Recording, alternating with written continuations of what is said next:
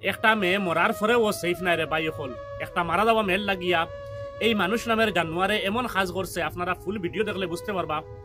এই ভিডিওটা যখন আমি দেখছি রে ভাই নিজের চকু ভাই অটোমেটিক ফানি হয়ে গেছে যে আমরা সমাজও কিছু মানুষ আছেন এরা শুধু নাম হইল গিয়া মানুষ কিন্তু এরা জানুয়ার থেকে আরো বতর।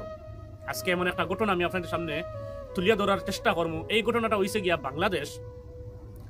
একটা মেয়ে দুর্ঘটনায় মারা যায়, যখন মারা যাওয়ার পরে হসপিটাল লইয়া আওয়া হয়েছে, আওয়ার পরে পোস্টমর্টম করার লাগিয়া যে গরনিয়া তাইরে হারানি হয়েছে এখানের মধ্যে পুলিশও লগে আসলাম।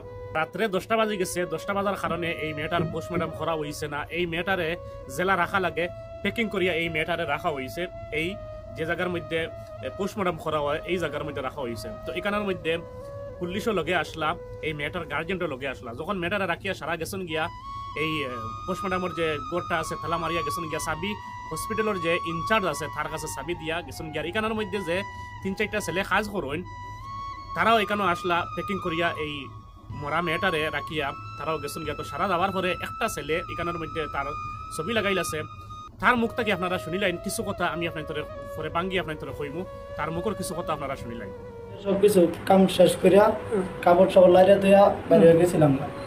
পরে হঠাৎ করে মনে হলো যে শ্রোতল কবি তুই বসে টেবিলের উপরে শ্রোতল কবি আনতে যায় রে। ও কেমনে চাবি কার কাছ থেকে আনছো? চাবি আনছিলাম তুই ভাইয়ের মার কাছ থেকে। আমি এই কাজটা করছি। আচ্ছা শুনে কি করছো তুমি? আমি রেপ করছি। সাথে কেউ ছিল না স্যার, ওই যে ড্রাইভার ছিল না। আপনারা শুনছেন হে তার নিজের মুখে হে সরকার হে এই কাজটা করছে। কিতা কাজ করছে আমি আর বাঙ্গিয়া কইতাম পারি না, কারণ অনেক ছোট বড় ভাই বোন করলে আমার ভিডিও দেখেন। এই ছেলেটায় হসপিটালের ইনচার্জরে গিয়া কইছে যে চাবিটা ধোয়া দেন। ইনচার্জে তারা জিজ্ঞাসা কিতা করতে চাবি দিয়া, বলে আমার কিছু সামান এখানে রয়ে গেছে তো এই সামানগুলো আনতাম।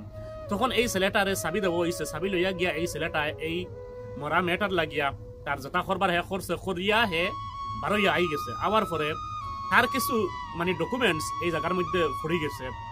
পরের দিন 10টা পরে যখন আইয়া পোস্টমর্টমের ঘর খুলে হয়েছে, খোলার বাদে দেখা যায় এই মেয়ের অবস্থা, এই মেয়ের শরীরের মধ্যে কিছু স্পট আছে, কিছু দাগদুগ হয়েছে আর এই কিছু ডকুমেন্ট পাওয়া হয়েছে। তখন এই ছেলেটারে খবর দিয়ে আনা হয়েছে, আনাইয়া তারে এই পোস্টমর্টমের ঘর ঢুকাইয়া তারে জিকানি হয়েছে মানে তুমি কিতা করছো। ও হে তার নিজের মুখে হে তার সবকিছু কইছে, হে কিতা করছে আপনারা বুধবাইতরা হে তার নিজের মুখে কইছে। তখন এই ছেলেটারে গ্রেফতার করিয়া জেলে দেওয়া হয়েছে। আপনারা চিন্তা করেন যে একটা মেয়ে মরা যাওয়ার পরেও সেফ নাই, দুনিয়ায় তো আর মেয়েরা সেফ নাই, কিন্তু মরার পরেও সেফ নাই।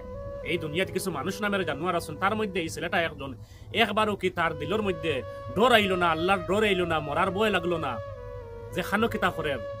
এই ঘটনা যখন আমি শুনছি রে ভাই নিজের চকুর ফানি অটোমেটিক আই গেছে। হাই রে হাই, দুনিয়ায় তো আর মেয়েরা সেফ নাই, কিন্তু মরার পরেও সেফ নাই। ভিডিওটা আপনারা শেয়ার করিয়া সবার কাছে পৌঁছে দিবা যাতে সারা জানতে পারেন যে মেয়েরা দুনিয়ায় তো আর সেফ নাই, মরার বাদেও মেয়েরা সেফ নাই।